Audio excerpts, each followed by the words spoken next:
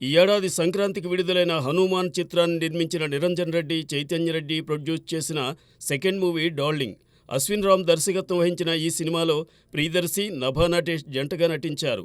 ఈ movie trailers చూసినప్పుడు ఇదేదో స్ప్లిట్ పర్సనాలిటీ డిజార్డర్కు సంబంధించిన అపరిచితుడు తరహా మూవీ అనుకుంటాం, కానీ దానిని మించిన అపరిచితురాళ్ల కథ ఇది. రాఘవ్కు చిన్నప్పటి నుండి బాగా చదువుకుని, మంచి ఉద్యోగం సంపాదించుకుని, అందమైన అమ్మాయిని పెళ్లి చేసుకుని హనీమూన్కు ప్యారిస్ వెళ్లాలని కోరిక. పెళ్లి కోసం తెగ తప్పించిపోతున్న సమయంలో సైకాలజిస్ట్ నందినితో వివాహం నిశ్చయమవుతుంది. తీరా పెళ్లి రోజున ఆమె ప్రేమించిన కుర్రాడితో జంప్ అయిపోతుంది. ఇంటా బయట ఎదురవుతున్న అవమానాలను తట్టుకోలేక రాఘవ ఆత్మహత్య చేసుకోవడానికి ప్రయత్నిస్తే అక్కడ అతనికి ఆనంది అనే అమ్మాయి కలుస్తుంది. ఎవరో ఏదో చెబితే చేయడం కాదు, ఏదైనా నీకు నువ్వుగా ఆలోచించి నిర్ణయం తీసుకో అని హితబోధ చేస్తుంది.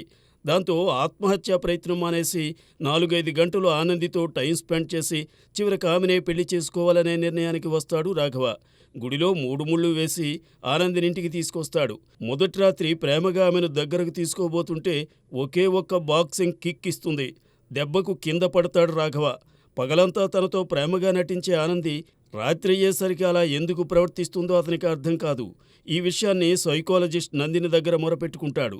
ఆనందితో మాట్లాడిన నందిని ఆమె మల్టిపుల్ స్ప్లిట్ పర్సనాలిటీ డిజార్డర్తో బాధపడుతోందని గ్రహిస్తుంది.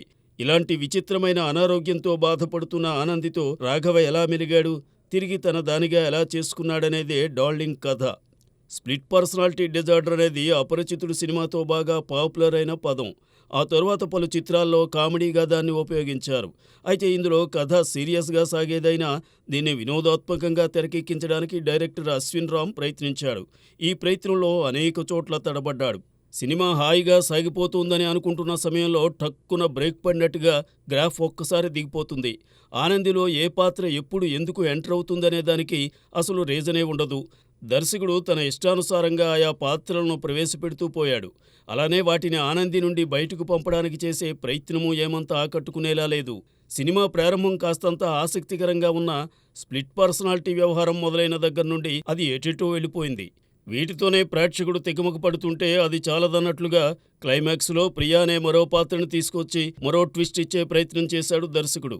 నటీనటుల విషయానికి వస్తే ప్రియదర్శి తన పాత్రకు న్యాయం చేకూర్చాడు. ఆనందాన్ని, బాధను చక్కగా ఎక్స్ప్రెస్ చేశాడు. అతని తల్లిదండ్రుల పాత్రలకు కళ్యాణిరాజ్, మురళీధర్ గౌడ్ బాగానే సెట్ అయ్యారు. స్నేహితుల పాత్రలను కృష్ణతేజ్, విష్ణు చేశారు. ఇక సైకాలజిస్ట్ నందినిగా అనన్య నాగళ్ళ, ఆమె భర్తగా మొయిన్ నటించారు. ఇటొచ్చి 5-6 భిన్నమైన మేనరిజమ్స్ ఉన్న ఆనంది పాత్రను చేసిన నభా నటేష్ తన నటనతో ఆకట్టుకోలేకపోయింది. ఇంత భిన్నమైన బరువైన పాత్రకు నభాను ఎంపిక చేసుకోవడం మేకర్స్ తప్పే. ఆమెకు ఉన్న ఇమేజ్కు ఈ పాత్ర ఏ రకంగానూ సెట్ కాలేదు. ప్రయత్నలోపం చేయకుండా నభా కష్టపడింది, కానీ తగ్గ ఫలితం మాత్రం దక్కలేదు. ఇతర ప్రధాన పాత్రలను బ్రహ్మానందం, నిహారిక కొనిదెల, సంజయ్ స్వరూప్, రఘుబాబు, జీవన్ తదితరులు పోషించారు. దర్శకుడు అశ్విన్ రామే ఈ కథను తయారు చేసుకున్నాడు. హేమంత్ సంభాషణలు సమకూర్చాడు. వివేక్ సాగర్ అందించిన బ్యాక్గ్రౌండ్ మ్యూజిక్, నేపథ్య గీతాలు కొంతమేరకు బాగానే ఉన్నాయి. మేకింగ్ విషయంలో నిర్మాతలు నిరంజన్ రెడ్డి, చైతన్య రాజీ పడలేదు. కానీ కథను ఎంపిక చేసుకుని దాన్ని సరిగా డైరెక్టర్ ఎగ్జిక్యూట్ చేస్తున్నాడా లేదా అని చెక్ చేసుకోవడంలో విఫలమయ్యారనిపిస్తోంది. మొత్తం మీద ప్లెజర్ను అందిస్తుందని థియేటర్లకు ఆశగా వెళ్లే ఆడియన్స్ను డార్లింగ్ టార్చర్కు గురిచేసింది.